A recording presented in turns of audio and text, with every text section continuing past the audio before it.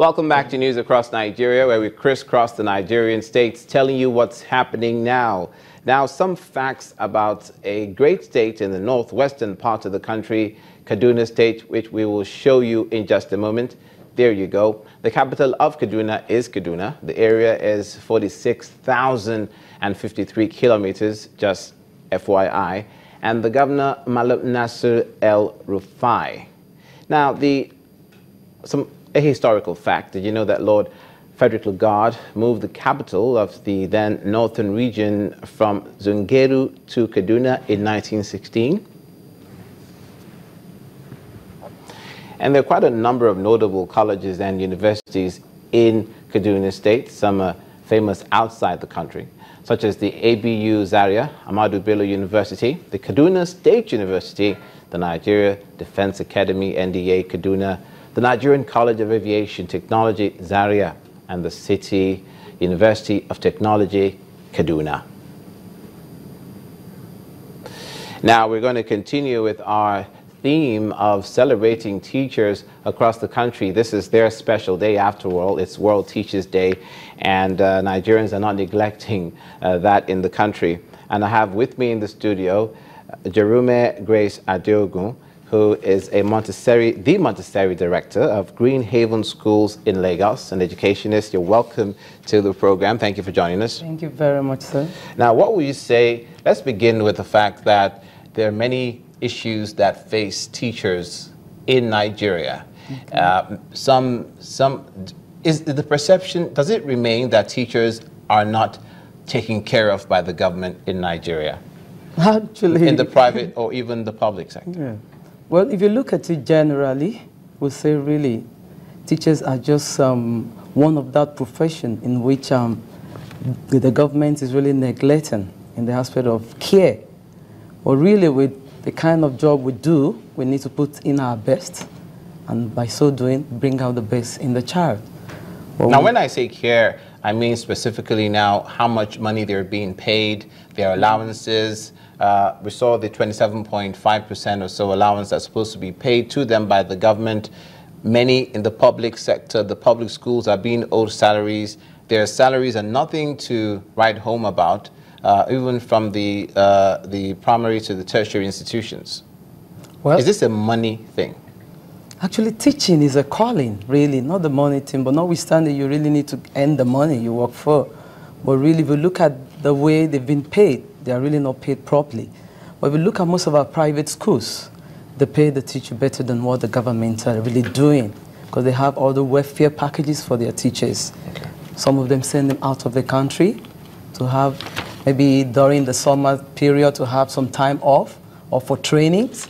But for the government, most of these things are not really part of what they have for them as packages. Let's talk about this, what you just mentioned, teachers in the private schools. What I hear is different. I hear that some of the teachers in the private schools are not well paid, but the fees of the school fees of the private schools are generally extremely ostentatious. Is that so? And is that why the fees for the children in private schools are more expensive, are more costly than that of the?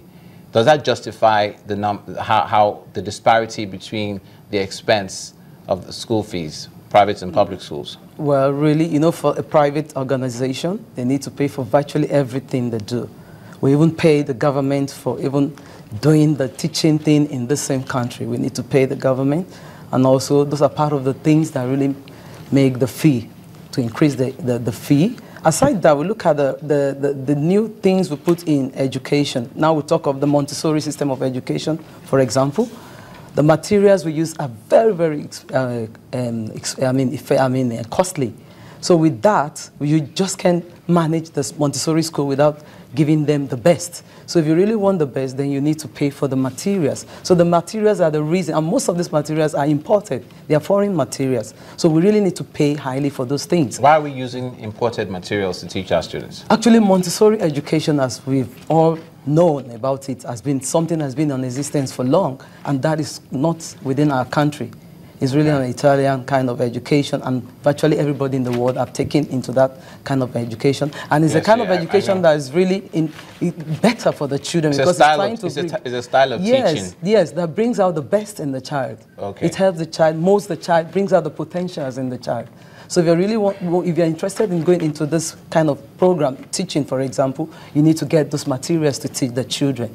So just because of the issue of the materials, then that's the reason why the fee is so high. Then talking about other aspects of education that we are really talking about, we have other things around, the way we build the school and every other thing that is involved, really. We really need to spend the money. Unlike the government, they have the land. We have to pay for the land we are using, build the structure. They are really scrutinizing us before the school is even established. So all these things are the things that really add to the exorbitant fee that is charged. Really, most of our private schools that are really doing what we call education teaching, really, if you go into what they do, their curriculum, you know they deserve that. But if you look at all this mushroom private school, they may not even have what they really say they are having. That's the reason why we have problem with the kind of teaching they give. It's amazing because we know that the teachers are, if it's true that they say that the children are the leaders of tomorrow, then their first port of call in training is the teachers. Yes. And if the teachers are not happy, how are they going to instill in the children the sort of training and discipline and learning that the children require? So where do you think the government, what do you think the first thing that the government should do or try to do for more of an impact in the teaching profession across the states? Actually, I'll say first of all, training. Involve them in trainings that will really expand their horizon. So with that, they give the best to the children. And also the welfare packages. Okay. Now you said teachers. What about their own children? Are you really considering their own children? You really need to look into those things. So if they're really taking care of them, the issue of you have to pay me this particular amount of money before I work for you shouldn't be part of it at all. When you say their own children, do you mean that the teacher who's teaching in the school, but his own children can't afford to go to that school? We have a lot to do, really. We have is that what you mean? Yeah.